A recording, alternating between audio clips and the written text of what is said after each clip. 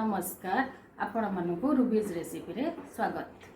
मोर recipe जदि आपण मानकु भल लागुची ताहले लाइक करंतु और मो चैनल को सब्सक्राइब करंतु।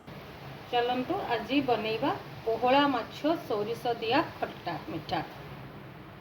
एथिपाई हमको किछि दरकार चीनी, रसुण, लंका गुंड, सोरिष, लुण, हलदी, कंचा लंका आउ किछि तेंतुली। लंका रसुण सोरिष को बाटिकी पेस्ट करनबा।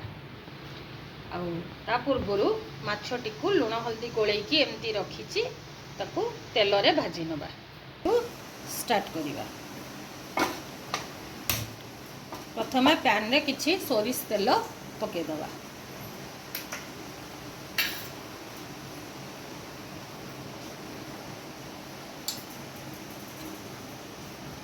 एठी हमें माछ भाजीबा पई तेल दउचे। टिके तेल 5-6 स्पून देबे। तेल एबे गरम हे गलानी। हमें माछ गुडी को दे दबा।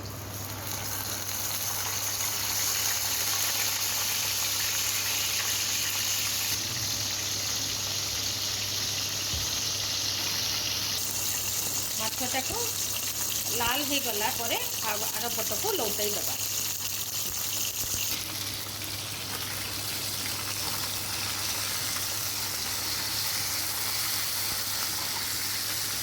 दी पट जाक एमती भल कि भाजी होला परे माछटा काढिबा।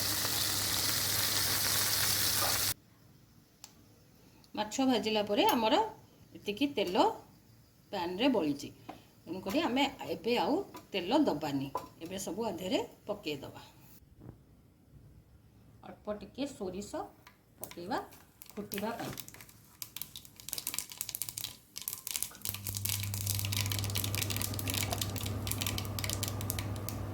दु चारटा रसुण कोला भी पके दबा। परे हमर माछ गुडी को दे दबा।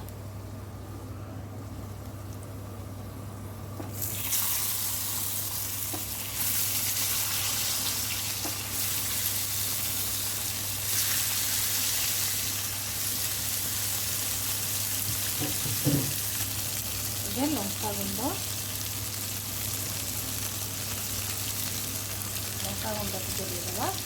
लंका गुंड आपणकर स्वाद अनुसार देवे। हलदी गुंड भी टिके पकेदेबा। तापरे सोरिष लंका रसुण जोटा आम बाटिकी रखी पेस्ट से पेस्टा को पूरा इथे देदेबा।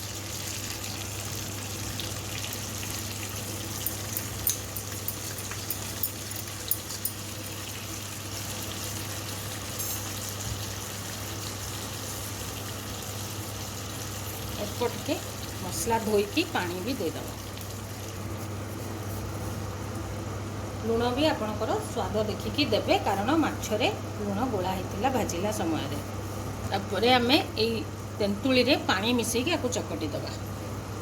इटा आमे खट्टा माछ बनौचे सेति पई आमे एथरे खट्टा दबा।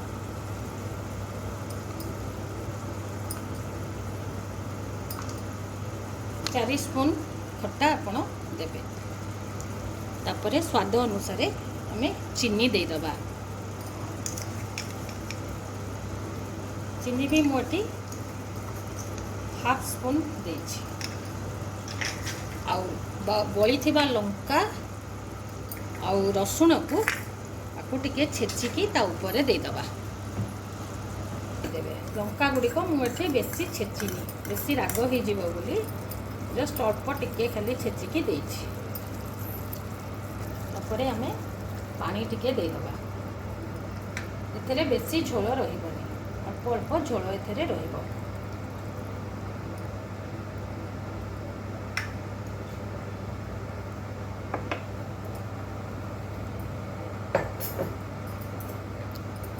के धीरे धीरे आकु सबू भल कि गोली की मिसई दबा।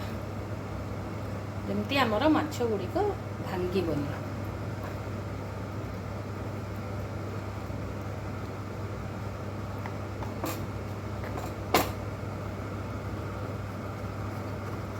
एबे गैस रो फ्लेम को हाई कर दबा टिके फुटी आसीबा पई।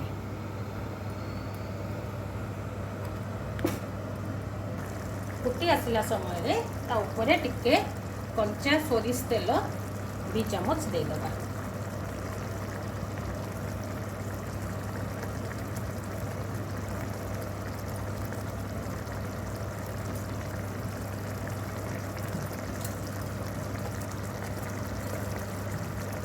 गैस रो फ्लेम को कमे दबा ताकू 7 to 10 मिनिट्स लो फ्लेम रे कुक हवा पई दबा। परंतु देखिबा गैस टा बंद कर दबा और देखिबा इटा हमर एबे हेई गलानी। बाड़ीबा पूर्व टिके लेंबू ता देहरे दे देबे।